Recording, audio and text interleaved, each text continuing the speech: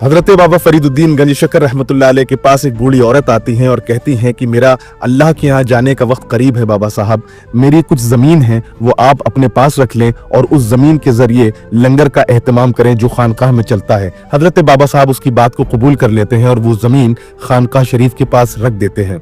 जब वो औरत फौत हो जाती है, उसका इंतकाल हो जाता है, तो उसके बेटे जाग जाते हैं और वो हजरत बाबा फरीदुद्दीन गंज शकर रहमतुल्लाह अलैह के ऊपर तोहमत लगाते हैं, एलिगेशन लगाते हैं कि आपने मेरी माँ को बहला फुसलाकर जमीन अपने कब्जे में ले ली। ये मसला वहाँ के काजी के पास पहुँचता है और वहाँ का काजी हजरत बाबा साहब को बुलाता है और हजरत बाबा साहब वहाँ हाजिर होते हैं।